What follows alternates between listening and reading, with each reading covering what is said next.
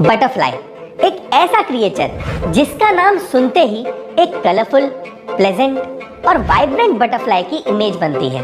वैसे तो हर बटरफ्लाई ही सुंदर होती है, पर सबसे सुंदर बटरफ्लाई मानी जाती है ब्लू मॉर्फो, जो कि एक्सट्रीमली ब्यूटीफुल ब्लू कलर की होती है। इनमें मोस्टली ब्लैक कलर के पैटर्न्स बने होते हैं, जिसकी वजह से ये काफी आई कैची लगती है। बटरफ्लाईज की दुनिया में अराउंड 17,500 से भी ज्यादा स्पीशीज हैं। ये अलग अलग शेप, साइज और वाइड रेंज ऑफ कलर्स में पाई जाती हैं। बटरफ्लाईज एंटार्क्टिका के अलावा बाकी सारे कॉन्टिनेंट्स में एग्जिस्ट करती हैं। दुनिया की सबसे बड़ी बटरफ्लाई स्पीशीज है क्वीन अलेक्जेंड्रास बर्डविंग, जिसके विंग स्पैन 11 इंचेस तक हो सकते हैं। अनफॉर्चुनेटली ये बटरफ्लाई स्पीशीज अभी इंडेंजर्ड कैटेगरी में काउंट होती हैं। और दुनिया की सबसे छोटी butterfly species western pygmy blue को माना जाता है, जिसका विंग स्पैन कुछ हाफ इंच या 0.75 इंच तक का हो सकता है। पर जितनी सुंदर ये बटरफ्लाईज होती हैं, उतना ही सुंदर उनका बर्थ होता है। बटरफ्लाई लीव्स में अपने अंडे देती हैं और नेचर ने बटरफ्लाई को फीट में टेस्ट सेंसर दिया है। इसी वजह से बटरफ्लाईज अंडे देने से पहले लीफ को अपने फीट से टेस्ट करती हैं और पता करती हैं कि ये लीफ उनके बच्चों के खाने लायक है या नहीं। और यहीं से स्टार्ट होती है बटरफ्लाई की लाइफ साइकिल। लीफ चुनने के बाद बटरफ्लाई उस पे अपने एग्स को ले करती है। इंटरेस्टिंग बात यह है कि बटरफ्लाई के एग्स किसी भी कलर के हो सकते हैं, like yellow, white and even green. Eggs के ले करने के 4-5 दिनों के बाद इनमें से कैटरपिलर निकल आता है और अपने उसी एग के शेल को खा लेता है, जिसके बाद ये 2 वीक्स में एक फुली ग्रोन अप लार्वा बन जाते हैं। और इन 2 हफ्तों के दौरान ये खूब सारे लीव्स खाते हैं और 3 से 4 बार अपनी स्किन को भी शेड करते हैं। अब इनका नेक्स्ट स्टेज होता है प्यूपा बनने का, जिसमें अपने सलाइवा से एक चिपचिपा पदार्थ बनाते हैं और फिर उस पदार्थ से वो अपने आप को पूरी तरह कवर कर लेते हैं और पेड़ से चिपका लेते हैं, सो दैट वो प्यूपा बनने के बाद गिरे नहीं। प्यूपा बनने के 1 महीने के बाद ये प्यूपा धीरे धीरे ट्रांसपेरेंट होने लगता है और फिर फाइनली उसमें से एक बटरफ्लाई का बर्थ होता है। तो ये था बटरफ्लाई का अमेजिंग बर्थ प्रोसेस, जिसमें वो सुंदर विंग्स वाले बटरफ्लाई बन जाते हैं। पर एक इंटरेस्टिंग बात ये भी है कि बटरफ्लाई के विंग्स एक्चुअली में ट्रांसपेरेंट होते हैं। इसी वजह से जब भी आप किसी बटरफ्लाई के विंग्स को पकड़ के छोड़ देते हैं, तो उसका कलर आपके हाथ में रह जाता है।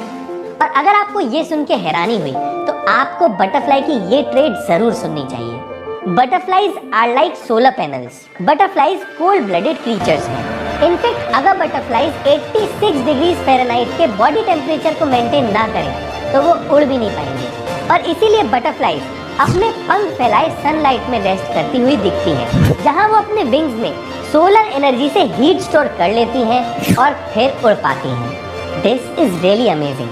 इतने सारे फीचर्स बटरफ्लाईज में तो हैं ही, पर ये डेलिकेट क्रीचर्स एक्चुअली नेचर में भी एक बहुत इंपॉर्टेंट रोल प्ले करते हैं। लेट्स सी कैसे।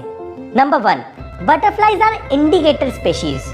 नेचर में कुछ ऐसे क्रीचर्स होते हैं जिन्हें इंडिकेटर स्पीशीज कहा जाता है, जिसका मतलब ये है कि इन क्रिएचर्स की presence, absence, frequency of visiting and physical appearance से उस जगह का इकोलॉजिकल कंडीशन पता लगाया जा सकता है कि वो एरिया इकोलॉजिकली हेल्दी है या अनहेल्दी। और बटरफ्लाई एक इंडिकेटर स्पीशीज है और नेचर में बटरफ्लाई का ये एक one of the most important role है। Number 2, butterflies are pollinating agents.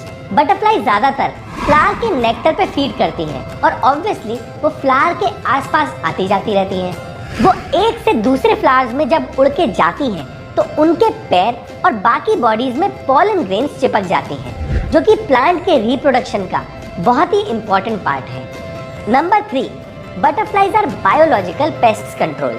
Butterflies की कई स्पीशीज नेचुरल पेस्ट कंट्रोलर होती हैं, क्योंकि इनके लार्वा कई ऐसे एफिड्स और बग्स को खाते हैं जो कि कई क्रॉप्स और नेचुरल वेजिटेशन को हार्म पहुंचाते हैं। इन बग्स और एफिड्स की पॉपुलेशन अगर बढ़ जाए, तो ये नेचर और फार्मर्स को बुरी तरह अफेक्ट कर सकते हैं और बटरफ्लाई लार्वा इनको खा के इनकी ग्रोथ को कंट्रोल रखते हैं। Number 4, butterflies are a food source for other creatures. Butterflies छोटे इंसेक्ट्स, बर्ड्स और एनिमल्स के लिए एक अच्छा फूड सोर्स है।